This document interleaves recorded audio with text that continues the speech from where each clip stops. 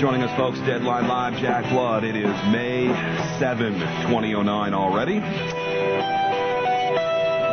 Jerry Corsi, our guest on the program today. Always good to have you, Jerry. And you have quite extensive experience in the financial sector, so I do want to talk about the so-called economic meltdown, the economic 9/11, as I call it. And also I want to let people know that you have a new newsletter, is it? The Red Alert? Do we have Jerry? Are we on the air? Go ahead and turn Jerry up if we still have him, or let me know if we don't. Jack, can you hear me now? Yeah, go ahead. I was saying the newsletter is Red Alert. It's you can see it on WorldNet Daily at Red Alert. You can also go to redalert.wnd for WorldNet Daily, redalert.wnd.com. And is that free for everybody? Do they have to subscribe to it? It's a newsletter. It's a weekly newsletter, and I think it's under $100 for the year. We have to see about getting a banner attached to that for AmericanFreedomRadio.com. Maybe we can swing that with you. Good. I look forward to that, Jerry. Red Alert. You can get that at WorldNet Daily, WND, or the exact website for that again is? redalert.wnd.com. There you go, folks. Let's talk about, I mean, there's so much to talk about with this economic mayhem. The G20 revealed that the IMF is going to be making global financial policy. Right. It's just one bad thing after the next, and it's very difficult sometimes to wade through it all and focus on the things that we can actually help, things that we can actually change, to use that word. Let's talk about the road to bank nationalization. I asked the question, who's taking over who? Sometimes it's hard to figure that out. Well, I think you see it beginning to happen even today, and I've been writing about this in Red Alert.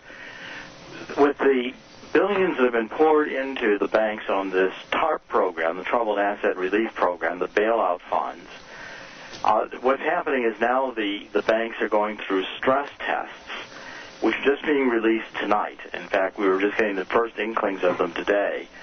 So that, for instance, you're hearing that Citibank may need to raise $35 billion, or Bank of America $60 billion. These numbers are coming out through the day. And what I'm saying is going to happen is that since the Obama administration is telling these banks they need new capital, the open door, the backdoor solution is to take the TARP bailout money and let the government convert its preferred stock into common stock, so the government ends up owning shares in the bank that have received bailouts. And then the banks get to, on their balance sheets, put that bailout loan, not as a loan, but as capital. Yeah. And it solves the problem, to a large extent, of needing new capital. Now, this is, as I say, basically when you take a look at what this amounts to, it amounts to a nationalization of the banks. Because if the banks are forced to give the government equity, common shares, then the Obama administration has, in effect, nationalized or taken over the banks for the government. And it looks like that, but on the other side of it, Jerry, we have, international investors, international bankers for years controlling our government. Have they just basically, expanded their power and re-centralized the entire economic and banking structure under their own plus column here? Well, this is the very first time I can think of where private banks in the United States, even during the Depression, this did not happen, where the private banks actually became taken over by the government. This is a major change away from a private economy to a more centrally managed government economy that I would associate with the socialist states of Western Europe, or even the ex-Soviet Union, where government ownership was common in the private economy. We've always had a system where we shied away from government ownership. There have been very few examples. I mean, an example, when the government took over what's now Amtrak, when the government took over railroads back maybe 3 decades ago, and that's still owned by the government, but it's a rare exception.